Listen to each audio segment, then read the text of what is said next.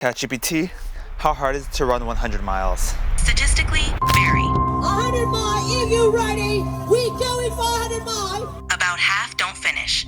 You'll lose toenails, dignity, and possibly your will to live. I feel like it would feel better to cut off my feet. Estimated training time, 6 months. My race is in 38 days. 101 days ago, I was pre-diabetic, hardly worked out, and I looked like this. And now after 100 days of working out and dieting, I look like this. For an average person like me, I thought I started too late to be truly athletic. But after finishing an Ironman yesterday, maybe I could actually be great.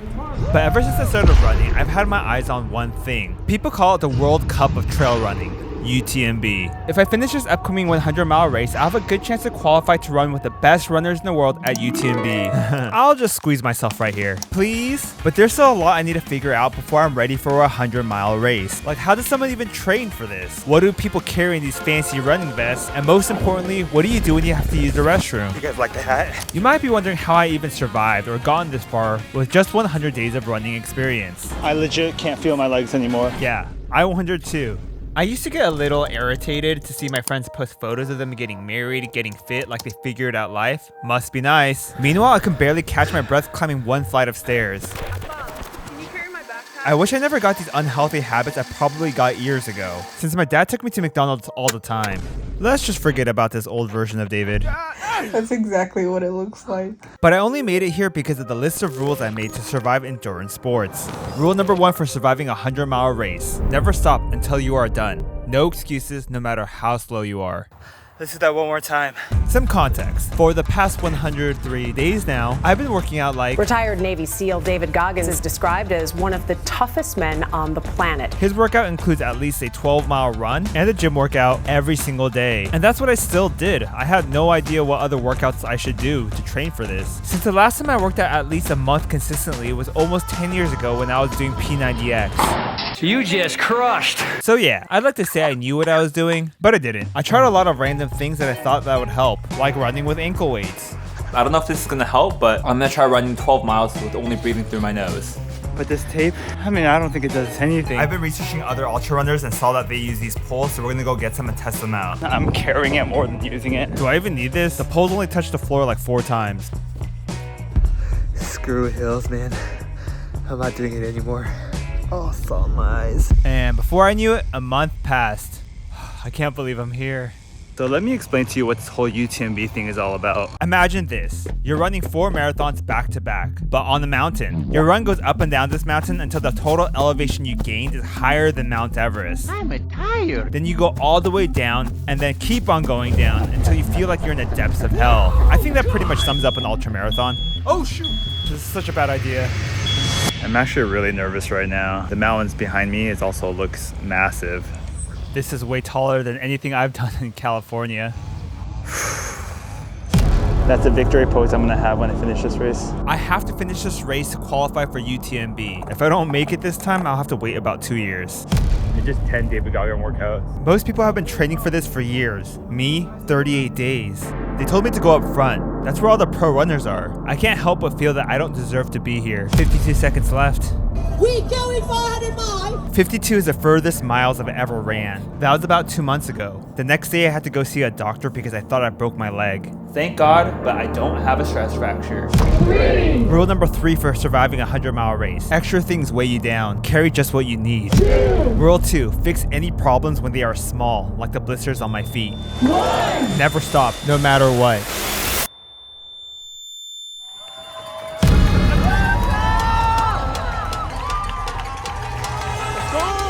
172 kilometers and just under 9,000 meters of elevation gain. How am I feeling? Already tired. The elevation climb and humidity is really brutal. All right, we're 7 miles in. We have 100 more miles to go. The training I did for the past months really is paying off. It's the fastest and strongest I've ever felt. All my training led to this moment. At this rate, I'll make it to UTMB. However, I knew like UTMB, this race climbed higher than Mount Everest, but I didn't realize how many mountains I had to go up and down. It was endless. Almost tumbled backwards because it's so steep. The elevation is pretty brutal. But you know my rule number 1, never stop. Oh, shit. Although I'm insanely out of breath after every hill, I finally reach a huge section of downhill. I love downhills. Please stay like this. My legs are already shaking. Uphill yet again. Great. Why'd I sign up for this? If I could go back and meet my old self, I would. Why did I waste so much time practicing with tape over my mouth? Instead, I should have spent more time on rule number 4, practicing on every type of terrain, especially on these super steep mountains. I guess I haven't really worked on rule number 4 because I realized I could get my David Goggins 12 miles a day workouts done faster if I just skipped the mountains. Which path should we take? This one or this one? I'm thinking maybe we should do this one. I guess it's too late regretting it now. All right, editor, I get it. Get this off the screen.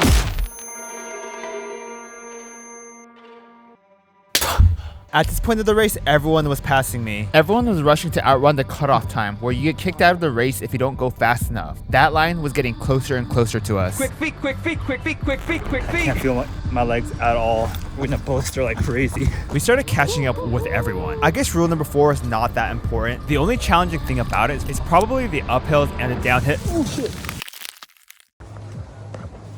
This can't be happening. For the first time in my fitness journey, my expectations did not match the reality. My foot got caught in one of these vines. Condition of my leg is pretty bad. I get so much sharp pain whenever I go up hills. Doctor said to get rest, and if I don't feel better, I shouldn't do enough. And now I'm starting to feel the back of my knee give out. That was the longest, like 9 miles of my life. Am I hallucinating? I used to be able to walk, but now I can't walk at all. I'm putting all my body weight onto these. But my leg won't move, especially up these mountains. David Goggins ran on the broken feet. I can't even run on the sprained knee. I'm a loser. Put it in the comments. It's so sad when you fail something that you truly love. It's really damn sad. I'm so disappointed in myself. I'm trying so damn hard. I just don't get why I'm not good enough. I watch as all the talented runners passed me. Some villagers found me and helped me down the mountain. This race is a reality check. I'm so far away from being able to achieve this. I'm not it. Maybe I'll never be. They make it look so easy. And the most important thing is my number. If you want to track me, my bib number is 150. In another life, I wish I could have started running 10 years earlier when I had more potential. I might have actually been great at this. Right now, it's been 138 days since I felt this pathetic. I'm only posting this to keep myself accountable because otherwise I don't think I'd go out and work out.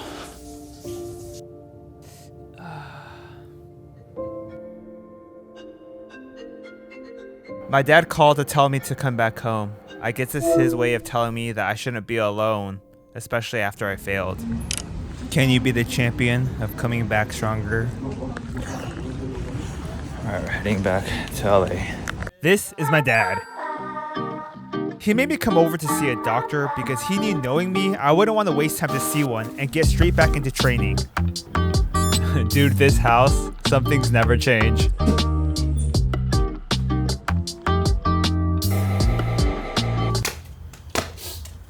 I tried getting my 12 miles in any way I could, but my leg is kind of locked in this position, like this angled position. I can't straighten it at all.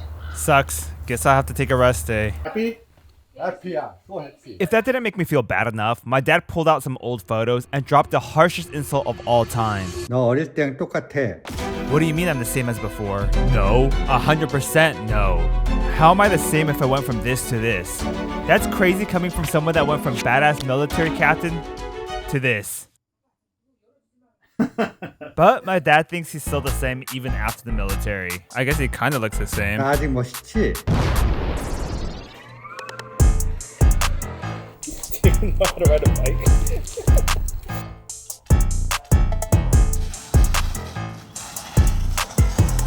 Cool. 멋있지? Jokes aside, what my dad said stung. I don't want to be known for the guy I was 140 days ago, for obvious reasons. And we're not, because I just signed up for another 100-mile race, because you know rule number 1, never stop. I guess it's not a rest day today. We can do better. We could be chasing dreams. We know. I'm gonna try to straighten it as much as possible right now. Yeah, we can do better. We can make a change for This is the worst sleep I've ever had. We're getting the results for the MRI today. I think I know my body enough to know that there's actually something wrong with it. I pretty much only know that because I got pretty much every running injury under the sun. I mean, it makes sense. I was never really strong. I was always considered that fat, chubby Asian kid in class who wasn't particularly great at anything. That's why running's so important to me. This is the first time I feel like I could be great at something. I don't want to lose it. And now when you come to the inner side of your knee, this is your meniscus, which looks okay here. So what I'm trying to say is the connections from that meniscus to the back of your capsule have a tear in it, and your normal joint fluid has kind of seeped out the back. It's a coin toss if I'll need surgery, but for now, my doctor wrote down a plan for me for the next 4 weeks. I can't read it either, but basically he said my body's too weak for what I'm trying to do. So if I don't want to be stuck with where I am, I got a rule number 5, strengthen my body. Oh god, I can't just sit around, I gotta work out. Week 1, I focused on getting movement back to my leg. Still can't straighten it, but tried running. I can't keep up. I have to stop every mile. Week 2, I can shuffle my legs now. This reminds me of day 1 where I have to keep stopping and running again. And to get my body stronger faster, I started adding weights. I think I ruined it more. It's time to go to the... We're here again. All right, let me check out your knee. I was told there's a chance that I might not be able to run the same way again. But for now, focus on physical therapy. He told me at this point, just listen to my own body. Even after weeks, I still had pain. Damn. I was out of breath. This hill. And to be honest, the next few weeks, I went back to doing the same things I did before I started ever working out. Anything not safe will be lost. I hate this so much. I can't even look at it.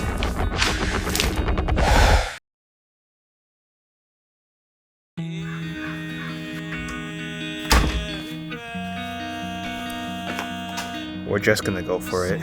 I don't care anymore. My body's telling me that I can do this, and I'm gonna listen to it.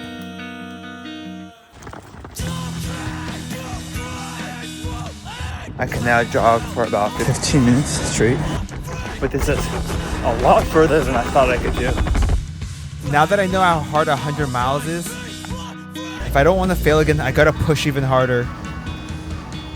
There goes another one. I'm not willing to just sit around at home doing nothing. I don't know how far I can go without trying. I might be done to do this, but we have to try. So tomorrow, we're going to go as far as I can. And the only place I know how to do that is on the mountains.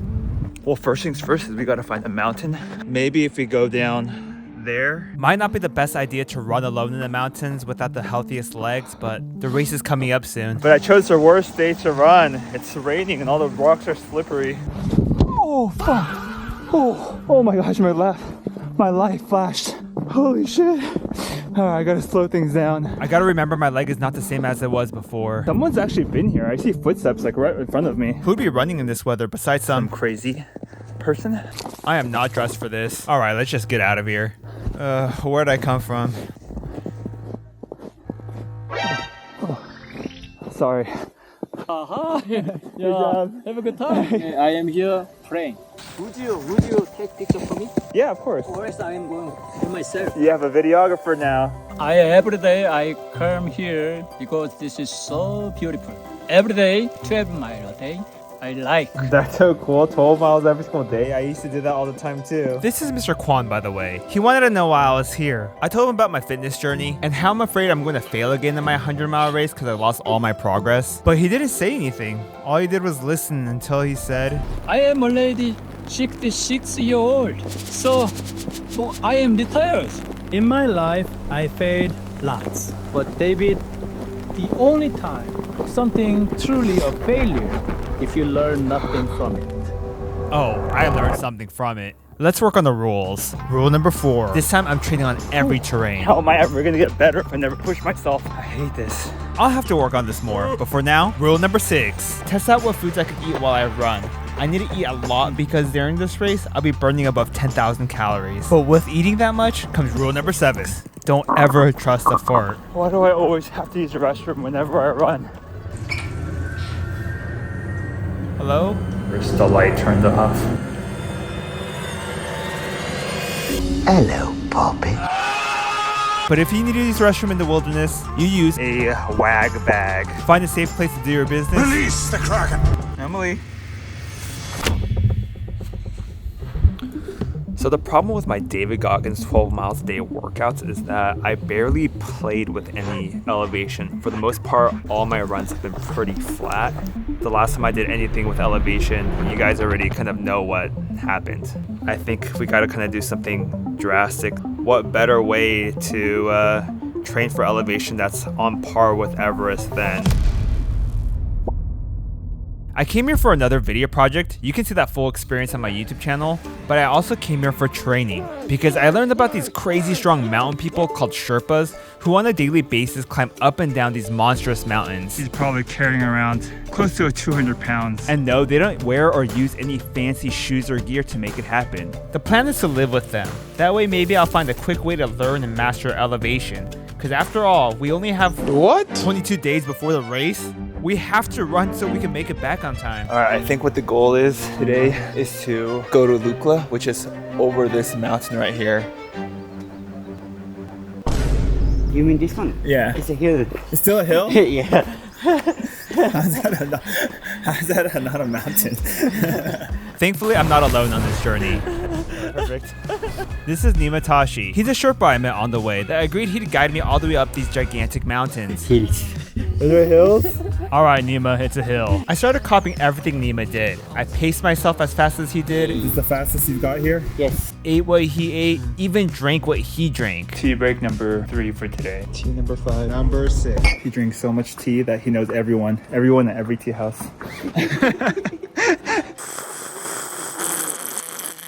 But I don't get it. You see, no matter how fast I ran, I think Ngima's somewhere down there. David! He was never too far behind me. The hell? He just never looked tired. And if it wasn't bad enough, he said the biggest insult to me. If you're tired, I can hold your backpack. What? No. 100% no. If I can't carry my own backpack up Everest, what hope do I have of finishing 100 miles? I get it. I might have packed a little bit too much for this trip, but what have I been doing the past year? It feels like no matter what I do, I still feel like I'm being left behind. And I followed everything Ngima did, and I'm still dying trying to climb this mountain. I mean this hill. Happy, Ngima? Yes, sir. I'm so tired. Get this weak shit out of here.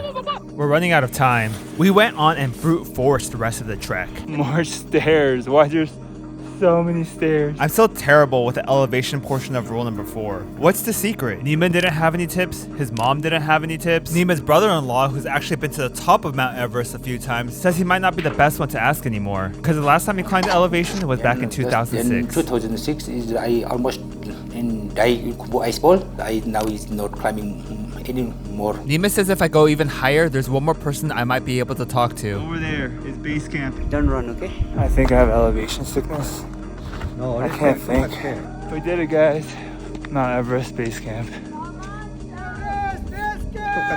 Everyone was so excited to take photos. I just wanted to meet the last person Ngima could introduce me to. I don't have any more time for this. I don't care about the pictures. I really just need the secrets to elevation. All right, guys, we're heading over. Whatever I ask, this is the last professional help I can get before the race.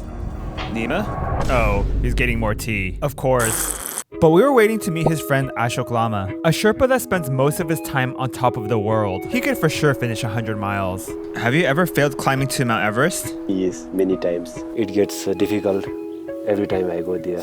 And every time I go in the mountain, it gives me always new challenges, like bad weather or rescue other people.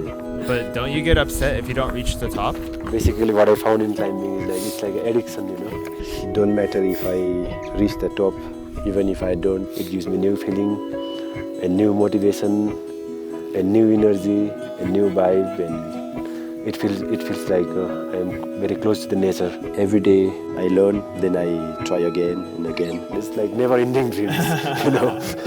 It's like a part of life. And cut. I came up here for that. By the way, thanks for the other angle, Ngima. But that's all the time we had. We have to head back down right now if we want to make the race on time. And I think the only thing I really got from this trip was a massive cold. And on the way down, I was planning on what I should bring, what I shouldn't bring, because I just have a tendency to carry too much stuff.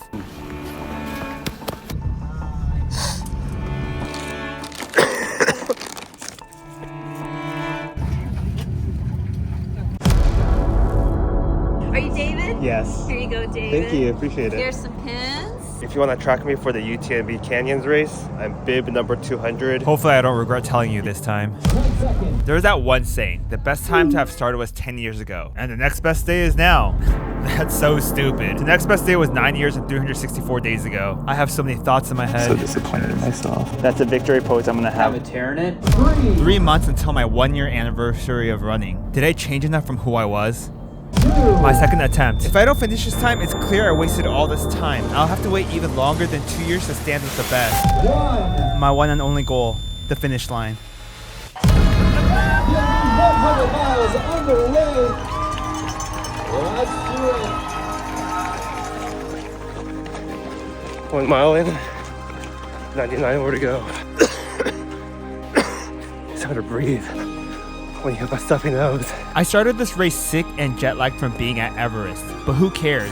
I learned from my mistakes. I worked on all the rules. At this point, it'll be embarrassing if I don't make it.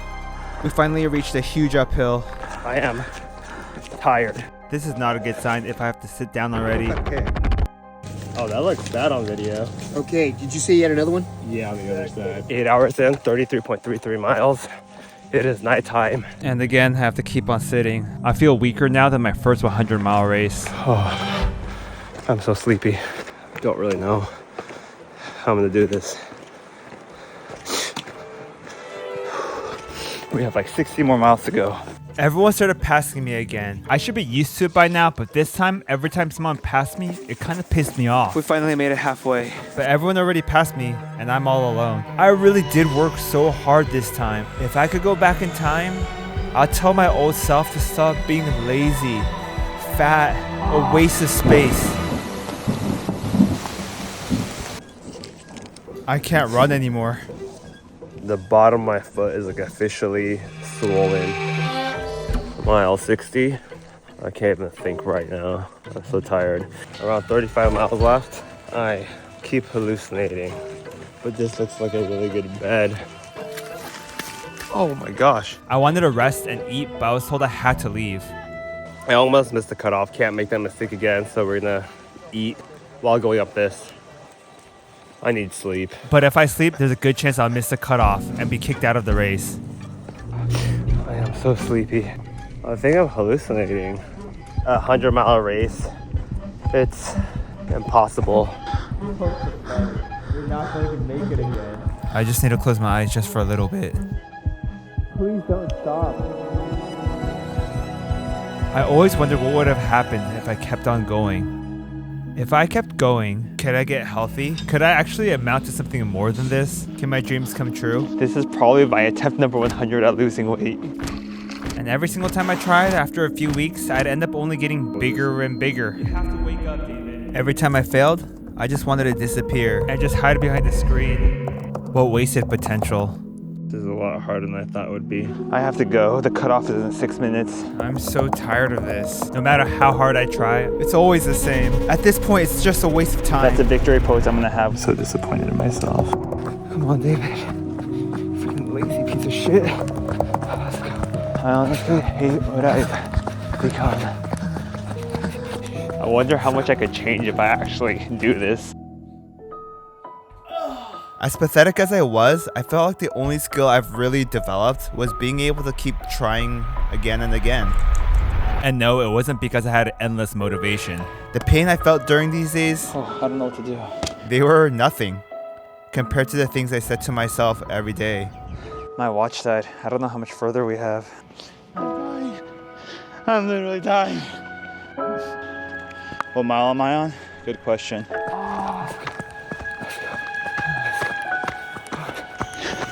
Did I make it? How many more miles do I have? You have 4 miles. You have plenty of time. Oh man, I am so bummed. But I think this will teach me an invaluable lesson.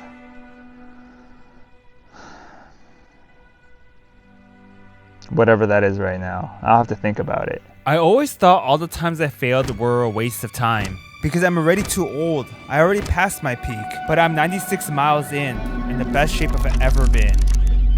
If I could go back in time, I wouldn't change a thing. Every embarrassment, every failure, everything finally led me here at the perfect time.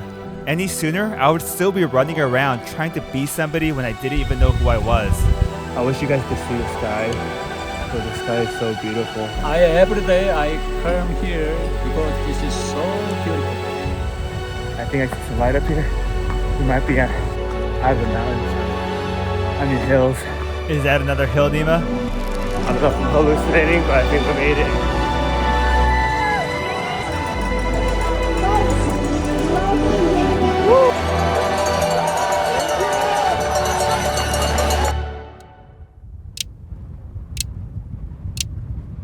So David, what's next? I have a 240-mile race. It's in 38 days. Estimated training time, 6 months. And you won't believe who I'm running with this time. One of the toughest men on the planet.